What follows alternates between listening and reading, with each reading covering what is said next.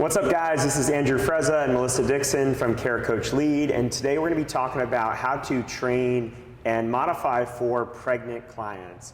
So we got a lot of information to give to you guys on terms of pregnancy and postpartum stuff, but we really just want to focus on the pregnancy today and focus on the different stages that we see once you learn someone's pregnant, once they begin to show, and what are some of the modifications that you want to make, how can you best communicate with clients to make it more of a collaborative experience and that person feels empowered and feels like they have options, and just really best set up you as a coach and your clients to work together as best as you can during this pregnancy period. Thought you were going to say we have a lot of pregnant athletes at our gym because we also have that. Yeah, there's a joke that there's something in the water at the gym. Many of our members started without families and now many of them have kids. Actually, the last time my last son that was born, we had 4 members had kids the same week, 4 days in a row, I think it was. So yeah, there's definitely something to that. So we're going to talk about first the immediately when you find out someone is pregnant and what are the initial adjustments that you want to make right away. So one of the first things that you want to do is you want to remove any kipping that they're doing, or if you don't do kipping in your gym, a broader way to think about this is remove really any type of flexion and extension that that person is doing. So kipping would be flexing and extending that core. It would be ab mat sit-ups, GHD sit-ups, anything like that, V-ups that you're going to be opening and closing. You pretty much want to get rid of that right away. Yeah, and I would also pay attention to this in more subtle movements too, of coaching people into the right way to do bird dogs and things where you see that opening and shutting. And basically what we're trying to do is catch early on all the patterns that are going to affect the midline, because that midline becomes unstable very quickly. Their body starts having relaxin and the muscles start to kind of separate and make room for that belly to grow, and all that stuff is happening right away. So we don't see a belly start to show, but ligaments are loosening, the fascia between your muscles are loosening, and we don't want to cause any kind of pressure against that that's going to help it loosen too much and become a place where someone can get a hernia from. Yeah, I just want to spend more time on that really quick or elaborate. Relaxin is a hormone that women produce when they get pregnant, and usually it starts being produced in the body from the time that they're pregnant all the way through the time that they stop breastfeeding. So that chemicals in the body, that's what allows them to be, flexible enough in the hips to be able to deliver this baby when it comes time to do it, but it's already starting to show up in the body right from day one. So we have to start to pay attention to how that affects things. The other one is diastasis, which is this separation of the abs that has to take place for the baby to have enough room to grow in the belly, and it's going to happen in pretty much every single mom as their belly grows. It also happens actually in infants, fun fact on that, and then as we grow up and learn to crawl, it kind of naturally connects for most people. But those are really the two things that we have to know from kind of a scientific standpoint that we're going to be dealing with, and just because something can be done by a client doesn't mean it's safe to be done. So we have to be proactive and empower our clients before they might think that they need to be empowered and be making adjustments. Yeah, there are things that people aren't going to want to stop right away, but our job is to also educate them, because a lot of the women who come into the gym who are newly pregnant, they're coming to us as experts saying, what do I need to do? What do I need to know? And expecting us to know. So if we don't know and we don't have that to deliver to them, they're going to keep things as long as they see no problem with it or feel no problem with it. And this is something that's not really going to feel like anything, because everything else is going to feel weird in their body hormonally, their blood volume, other things like nausea are going to get in the way. They're not going to be very in tune with what's happening in this realm. Yeah, so if you guys actually want this pregnancy PDF that we put together to give to our members, which can be a great conversation starter and get them open to scaling right away, so you're not having to convince them to scale, put a comment below or shoot Melissa an email, melissa@fittown.com, and we'll send you guys that pregnancy PDF. You can customize it to your own, so that way you have a chance to be able to send that to them right away, and that's going to open the door to more proactive conversations with your clients. The second thing that you need to pay attention to is single leg movements, okay? And this one's kind of tricky because it's really heavily or high intensity type of single leg movements. It's not really just a basic step up or a basic lunge. It's heavy weighted step ups, heavy lunges or a high volume of those things that we need to pay attention to, where that relaxin is starting to create some instability in the hips. And if we go heavy single leg, it can actually send us a little bit out of proportion there, as opposed to normally single legs movements are a great way to create stability in the hips. Yeah, so thinking about this in terms of like, most of our women in the gym are highly fit. They can put up heavy loads, right? We can do heavy split squats with farmers carry dumbbells. When that athlete becomes pregnant, those muscles aren't less strong.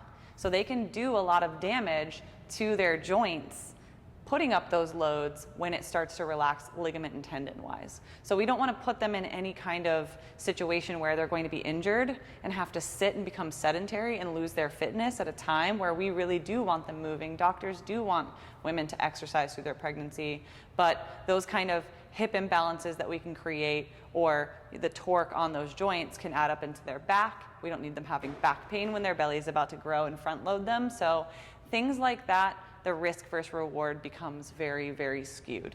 Yeah.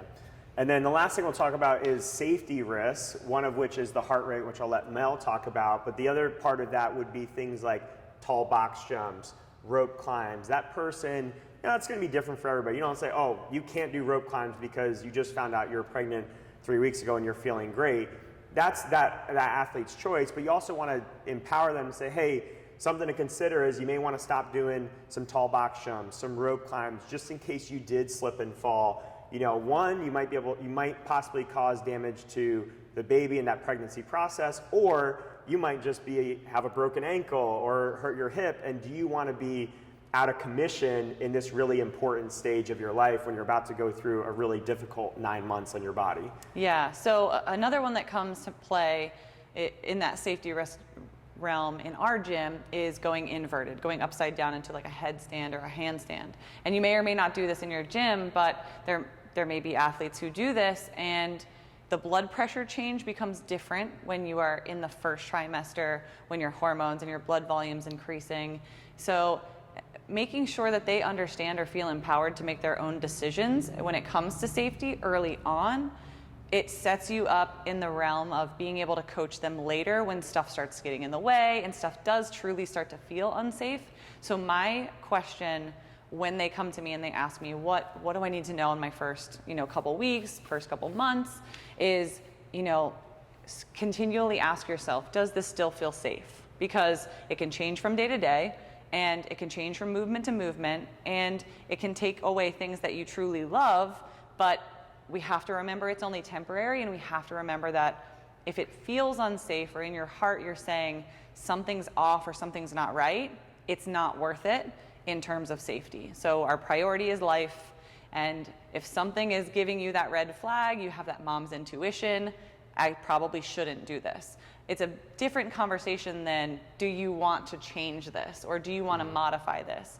And it's, no, I don't want anything taken away from me. Handstands are my favorite, or rope climbs are my favorite, but does this feel safe to you still, or does this feel unsafe, is a very different way to frame it to someone, to say like, yeah, you're right, like this doesn't really feel great right now, or it doesn't feel safe right now. Something's telling me I shouldn't be doing this. I should probably listen to that. Yeah, and a hard switch for a lot of people is keeping their heart rate under control. And that's a big concern, is you don't want to be doing these super intense workouts where you're at your max heart rate when you're trying to nurture and develop this baby. So and also you got to think about heat as well. We're in South Florida. We have to think about heat. It can get away from us really quickly if we're doing some running outside, or we have the doors open, it just becomes a hot day. And we have to pay attention to, I don't know if you have a metric on that of where they should stay below, but typically you want to stay more in those aerobic zones as opposed to doing this like high intensity anaerobic or lactic work. So I don't use any metrics with my athletes. So number one, I talk to them about the heat first and foremost because we're in Florida, but it can happen very quickly. So I don't want them to have flushed faces. If they're really red, I'm asking them like, how are you feeling? Can we dial this back a little bit? So I talk to them about, feeling overheated. If you feel excessively hot, your baby does not have any cooling mechanism and your blood is boiling. So we really need to dial that back. But the metric that I like to use, or the touch point that I like to use, is not a Whoop or a watch or any kind of actual measuring device, but it's, can you talk to me when you're working out? So I know if I'm in that aerobic range that I can hold a conversation. So I'll literally go up to my athletes and say, like, can you hold a conversation right now? Is this a conversational pace? Tell me a story.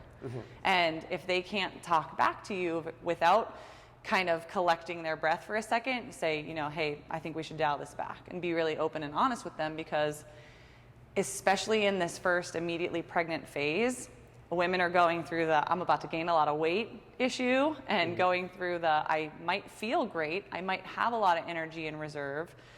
There are women out there, not me when I was pregnant, but there are women who do feel really great in their first trimester, and they want to push themselves, and they want to kind of bank up this calorie deficit, or kind of like keep their figure for as long as they physically can, and you're going to have to pull them back sometimes. Yeah.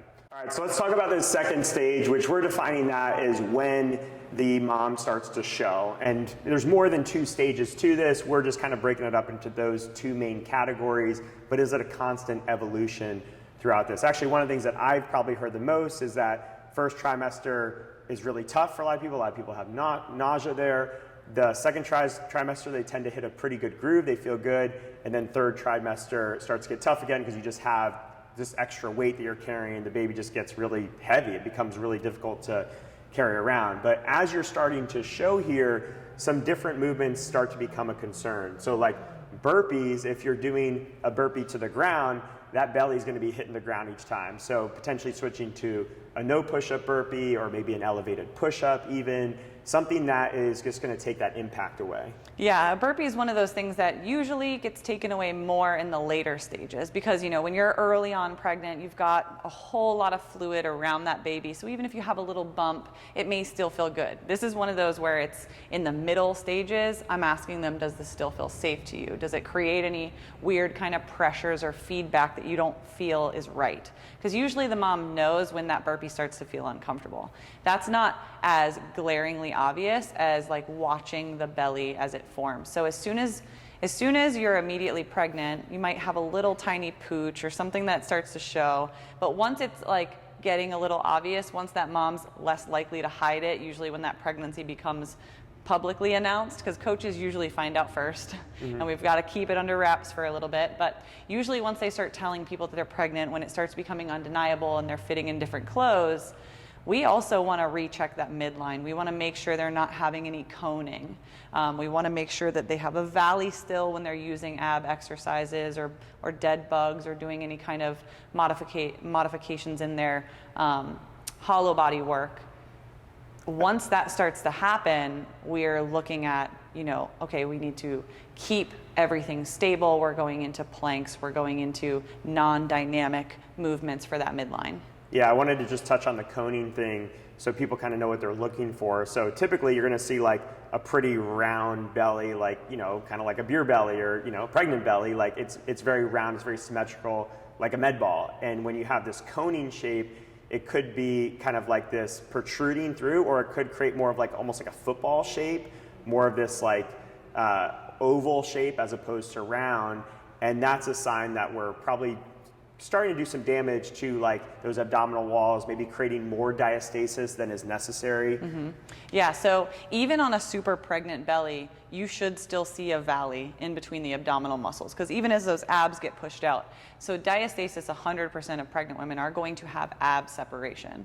That's not a problem. That's expected. The problem is when that wall pushes through that separated fascia, and that is created by a heavy brace. So it could show up in a deadlift where you're not catching it, but it's also going to show up, even in a strict pull-up, can show up if we're having that push out on that abdominal wall. So the site that I like to say, what you're looking for is you should always see a valley, not a mountain. So anything that looks like a raised up area, anything higher than what's around, is a mountain. Okay, it could be small, it could be large, but if you see that, you know that that's a problem. So I also like to tell moms, think about a Coke can, right? You have all the pressure in a Coke can before you pop that top. A LaCroix can for our healthy people. But that carbonated drink has so much pressure, but if you poke one little hole in it, all of the pressure is going to shoot through that one place. So what you have is when that separates, you've got a degree there that's going to let some pressure out. So when you create a brace, when you go to, like the ab mat sit up is the reason why we tell them you're quickly creating that brace when you're open. That's why it's so dangerous, because all that pressure is going right through that separated abdominal wall, and we don't want to push through with our intestines or with our stomach muscles. We don't want to create a hernia in that space while you are compromised. Yeah, I'm glad you brought up the bracing, because we don't really have it on this list. We talked about trying to stay away from really heavy single leg movements and single leg step ups at first, but really any type of heavy lift for you, and that's relative to the person, but you shouldn't really be going super heavy once you get to this point that you're showing, because your ability to brace is not what it was, and the risk reward of that is just not in your favor. You can still lift some good moderate weights, but the idea of trying to set PRs during that time is just not really going to be worth it for most. Yeah, and we haven't talked about pelvic floor either, and you don't want to push harder. You have weight in that belly pushing down on your cervix, and you don't want to put any more pressure downward either, creating any kind of uterine prolapse environment, and those pelvic floor muscles are loosening, getting ready to have a baby pass through them. So they're doing a high degree of loosening too, where things can push down where they shouldn't. Yeah. So let's talk about some of these other things we have. Rowing can be a concern mainly because as you come in, you're going to run out of space as your belly starts to grow, because the rows kind of lock in your feet in to this hip width position. So as you bring your body in, it's going to start to get in the way. It's going to be really tough. So bike tends to be a little bit better option. Ski is actually one that BirthFit recommends as a good go-to instead of a row. You can start to separate the feet and knees a little bit, but you don't want to be so compromised in that position that you're throwing off your technique too much. Yeah, so once you see that belly get in the way of your athlete to where they are flaring those knees out, it's because they can no longer lean forward without compromising their back, and that belly starts pushing on those legs. There are plenty of options you can give that person. You could do arms only row. You could give them ski erg as long as their midline is not opening and shutting, as long as they are keeping a braced core, or make them have more of an arm driven pull, even though it's not what we want to see with an athlete who's skiing technically sound, who's not pregnant. It's another way that we can just keep a pregnant woman with blood flow. The one thing I wanted to say about what we're saying with the row is this is something that happens late in pregnancy when it's bigger. Usually they can keep it for a good amount of time. Something that happens earlier on is coning in the layback. So I like to watch my rowing athletes when I know they're pregnant, even as early as like 9-10 weeks, especially if they're athletes who wear just a sports bra with no shirt, or I'll have them say, I'll pull your shirt tight for me when you do this, kind of tuck it in behind you. So that way when they're in their layback, I'll have them reach forward so I can see that midline and stay there, and make sure that when they return, they're not experiencing coning in that position either. Because if they have muscular instability or they're using the wrong muscles to return, that can be some place where we're pushing into that fascia as well that we don't think it's going to show up. Yeah, barbell cleans and barbell snatches are another thing that we want to touch on, and this deals with bar path, where if you have this belly in the way, you're no longer going to be able to keep that bar close to your body. So potentially there's this risk of actually making contact with the belly, or you feel confident, hey, I'm going to move around, but then you have to start to think about, well, am I making so many compromises to my technique, to my bar path, that this is no longer worth it? And we can do so much with dumbbells and kettlebells that would not create any risk, that would allow us to maintain good positioning, good bar paths, where at some point in there, it's going to be a better switch for someone to migrate over to those dumbbells and kettlebells. Yeah, besides the obvious risk of hitting the belly, a lot of women feel confident navigating around the belly, but two things that come to mind is long-term habits. Mm-hmm. So what happens when you're not pregnant? Are you creating this reverse curl habit that you have a hard time breaking postpartum that we can avoid by using dumbbells today? Or B, when you're doing this movement, are you loading your back more? Because you are already front loaded. If your belly's getting in the way of something, you're already anteriorly loaded to a point that's pulling on that back anyways.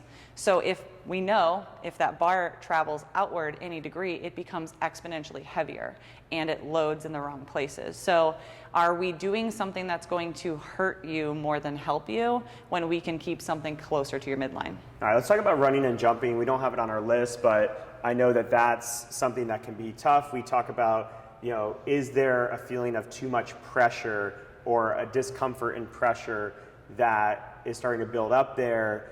How do you think about the jumping and running? So a lot of women will run until they give birth. A lot of women will take it out at week 5. It's all dependent on that question of like, does this feel safe, right? Or is this hurting? So early on, we have that kind of ligament shift when our uterus is moving around. We might have like round ligament pain.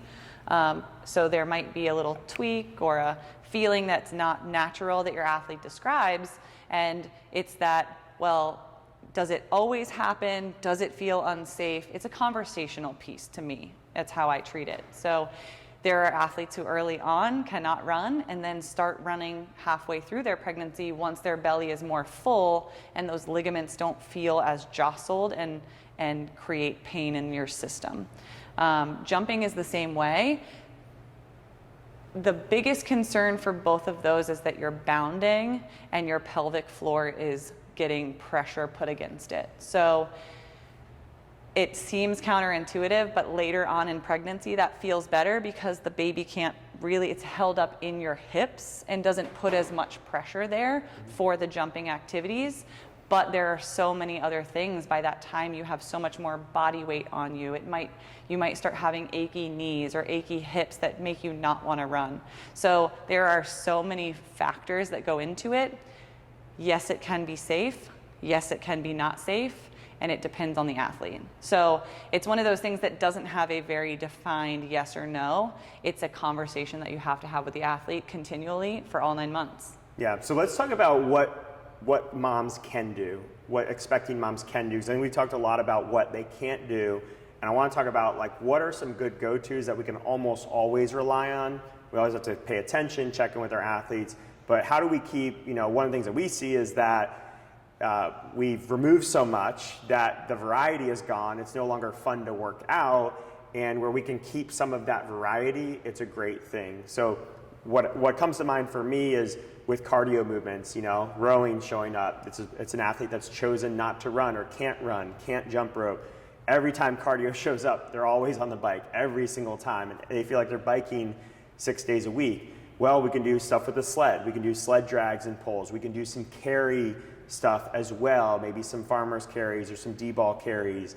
We can do little substitutes that will give them more variety and stuff that no one else in the class is doing that's truly different for them to get some variety with. Yeah, I think if you have sleds in your gym, they are so underutilized for pregnant women. So I'm glad you mentioned that because a forward sled drag with the straps around their shoulders, there is nothing impeding them besides it being single leg and how heavy they go.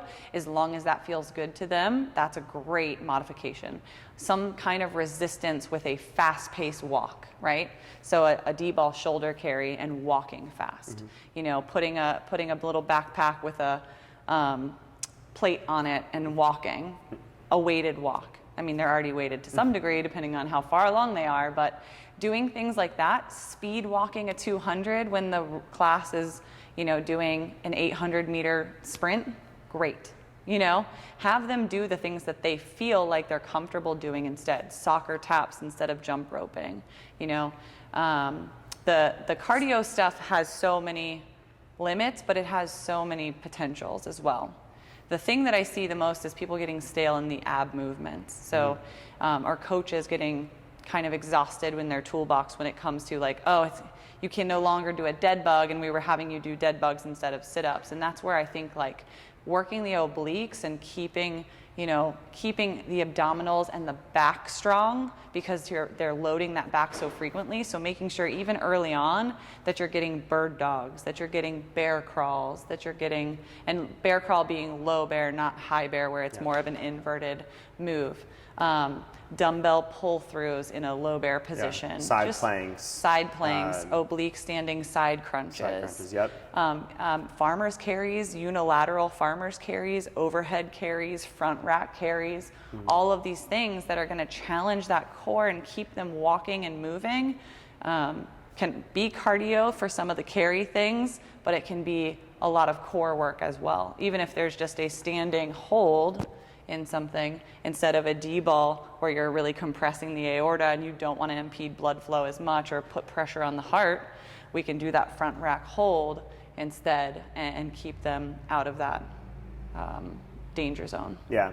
And then I think the last thing, it's not really a stage that we set up, but I do think once we get down to the wire, we get to those last few weeks. I mean, we've had moms that have worked out really up into a day or 2 days before they're delivering. And I think once you get down to that wire, it's really just like everything gets pulled back. Don't worry about having too much variety. Like the goal really is just getting a little bit of movement, a little bit of sweat, and just like it's really more just kind of mental therapeutic, more so than it is like we need to really accomplish anything in the gym. It's also about not making them exhausted. So the one thing we don't want is to send people into early labor because they're stressed, because of workout is a stress, right? We're stressing the system to make it fitter.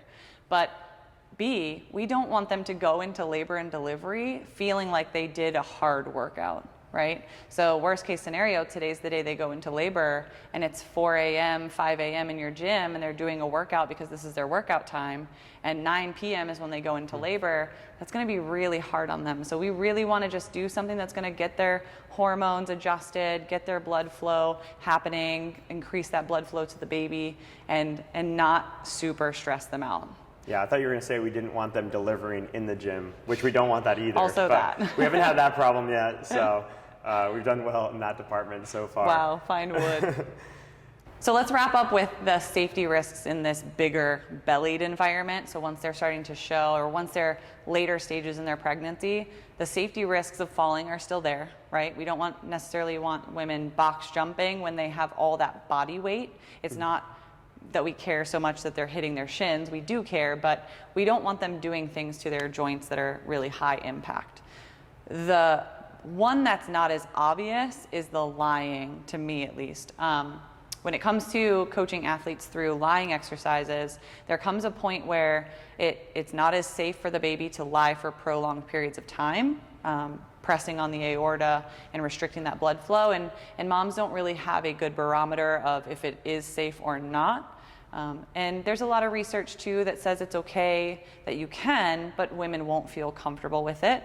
So things like bench press can start to feel awkward in that lying position, or our heart rate's elevated and they might feel a little dizzy lying down. They might feel like they are going to pass out when they sit up. So incline bench becomes our friend, or leaning against a med ball when they're doing some of these activities can be a good standard to have for anything that is lying or turning like a dead bug because they no longer want to lie in their back into that standing side crunch option, or a farmer's carry option becomes a tool in our toolbox there. Well, I hope you guys found this helpful. If you guys have any questions or comments, leave them below. And then again, if you want our version of the pregnancy PDF that we send to our clients to be able to make your own, leave a comment below or shoot Melissa an email, melissa@fittown.com.